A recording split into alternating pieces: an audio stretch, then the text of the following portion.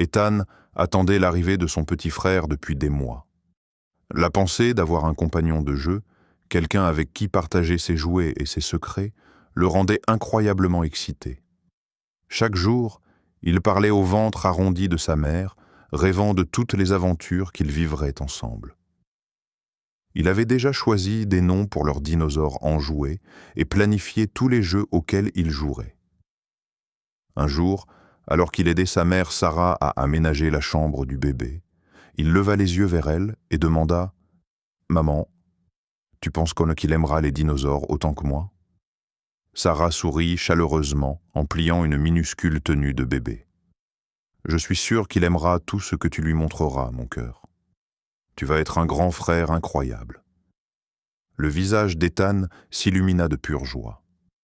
À ses yeux, tout était absolument parfait. Son père, Michael, était occupé par le travail la plupart du temps, mais il s'assurait toujours d'embrasser le ventre de Sarah et de chuchoter au bébé avant de se coucher. Ethan plaçait délicatement son oreille contre son estomac, attendant patiemment le moindre signe de mouvement. Chaque fois qu'il sentait un coup de pied, il criait avec enthousiasme. « Il m'a donné un coup de pied, il a hâte de nous rencontrer. » Leur maison était remplie de bonheur et d'espoir. Puis, un jour, tout s'est écroulé. Cela a commencé comme une matinée normale, comme les autres. Michael était parti tôt au travail, donnant un rapide baiser à Sarah et disant à Ethan de prendre soin de sa mère. Quelques heures plus tard, Ethan jouait dans sa chambre avec ses jouets dinosaures quand il entendit quelque chose s'écraser dans la cuisine. Il arrêta immédiatement de jouer. Quelque chose n'allait pas. « Maman, ça va ?» appela-t-il nerveusement. Il n'y eut aucune réponse.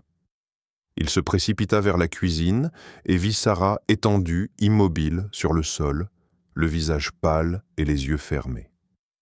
La peur l'envahit, mais il se força à rester calme et à se souvenir de ce que ses parents lui avaient appris. Il attrapa son téléphone, les mains tremblantes, appela les urgences et fit de son mieux pour expliquer ce qui se passait. « S'il vous plaît, venez vite. Ma mère est enceinte et elle est tombée. Quelque chose ne va vraiment pas. » Lorsque l'ambulance arriva, Ethan refusa de quitter Sarah. « Je dois aller avec elle, » insista-t-il fermement. « J'ai promis de les protéger tous les deux. » Les ambulanciers comprirent et le laissèrent venir. Il lui tint fermement la main pendant tout le trajet jusqu'à l'hôpital. À l'hôpital, les médecins emmenèrent rapidement Sarah en salle d'opération. Ethan essaya de les suivre, mais quelqu'un l'arrêta. « S'il vous plaît, laissez-moi être avec elle, » supplia-t-il désespérément. « J'ai promis de rester à ses côtés. » Mais les lourdes portes se fermèrent devant lui, le laissant seul dans le couloir. Peu de temps après, Michael se précipita à l'hôpital, l'air terrifié et essoufflé. Il trouva Ethan en pleurs dans la salle d'attente. « Papa, ils l'ont emmené pour une opération, » sanglota Ethan. « Ils ne veulent pas que je la voie. Et si quelque chose de grave lui arrivait ?» Michael serra son fils très fort dans ses bras. « Ta mère est incroyablement forte, Ethan. Et tu l'es aussi. Je te promets que tout ira bien. » Mais ni l'un ni l'autre n'auraient pu imaginer ce qui était sur le point de se produire. Le docteur Morgan sortit pour leur parler et son visage était très grave. Elle expliqua avec soin que Sarah avait subi ce qu'on appelle un décollement placentaire, une complication de grossesse soudaine et très dangereuse. Sarah perdait beaucoup de sang. Les médecins devaient travailler extrêmement vite et en raison de la position du bébé, l'accouchement serait incroyablement risqué. Puis elle dit quelque chose qui brisa complètement leur monde. « Je suis vraiment désolé, mais nous ne pouvons pas les sauver tous les deux, » dit doucement le docteur Morgan. « Il n'y a tout simplement pas assez de temps. Vous allez devoir faire un choix. » Michael eut l'impression que le sol avait disparu sous lui. « Qu'est-ce que vous dites? Faire un choix? Je ne comprends pas. »« Vous devez décider tout de suite, » dit doucement la docteure. « Nous pouvons sauver votre femme ou nous pouvons sauver le bébé, » pas les deux. Michael ne parvenait plus à respirer. Comment choisir entre la femme qu'on aime plus que sa propre vie et son propre enfant? Il regarda vers les portes de la salle d'opération, son cœur se brisant en 1000 morceaux. « Je ne peux pas vivre sans Sarah », murmura-t-il finalement à travers ses larmes. « S'il vous plaît, vous devez sauver ma femme. » Et juste comme ça, la décision fut prise. L'opération se passa bien et Sarah survécut. Mais quand ce fut terminé, son ventre était plat et vide. Plusieurs heures plus tard, Sarah ouvrit les yeux, encore groggy et confuse à cause de l'anesthésie.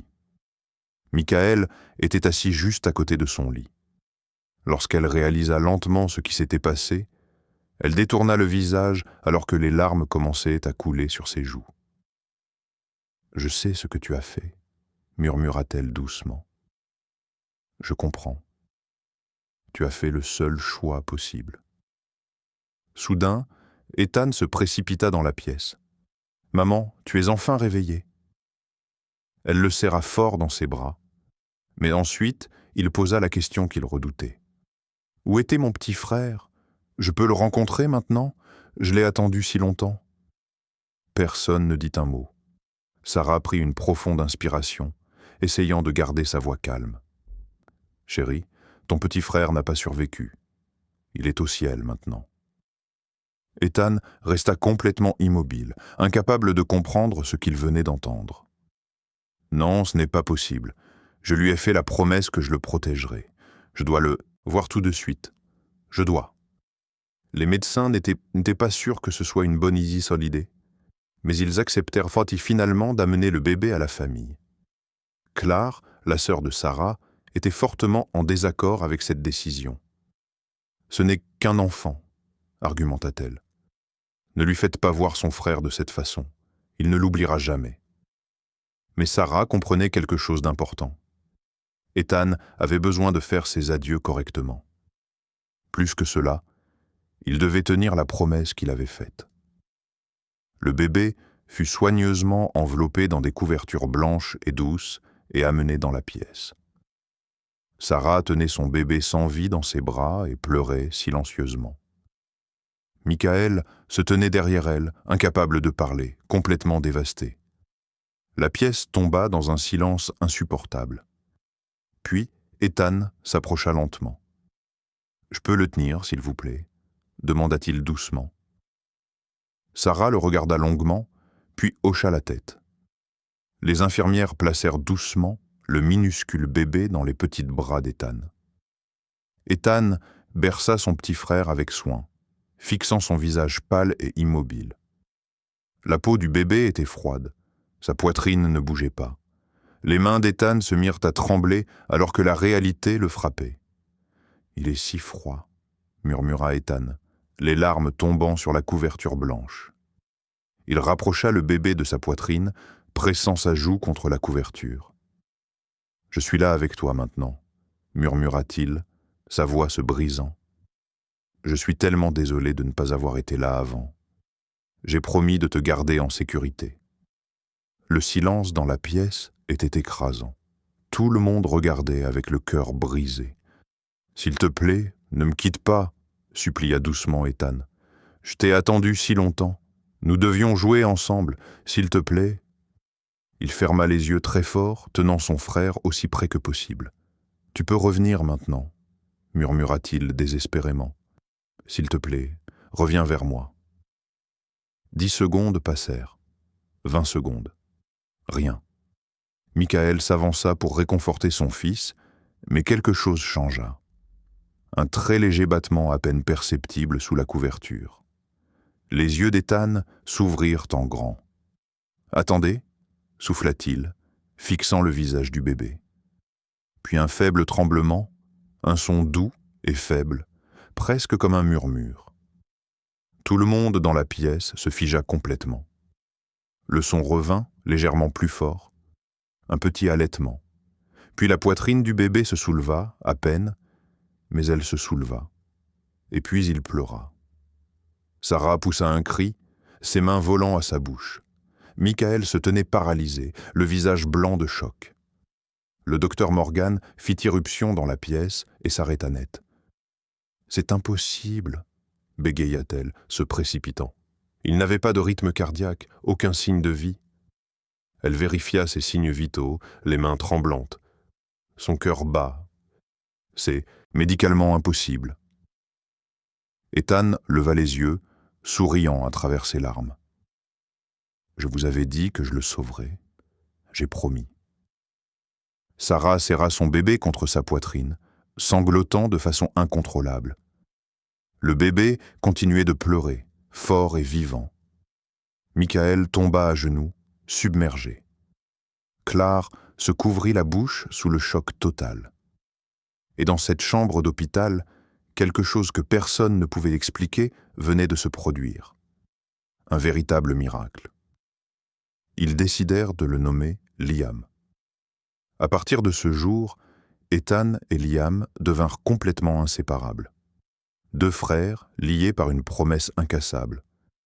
Une vie ramenée non par la science ou la médecine, mais par la puissance de l'amour pur. Et cette promesse qu'Ethan avait faite, il la tint pour toujours. Avez-vous aimé cette histoire? Si vous aviez été à la place de Michael, qu'auriez-vous choisi? Sauver votre femme ou sauver votre bébé? Faites-le nous savoir dans les commentaires ci-dessous. Si vous aimez l'histoire, abonnez-vous à cette chaîne et laissez un like. Merci beaucoup de votre écoute. On se retrouve dans la prochaine vidéo.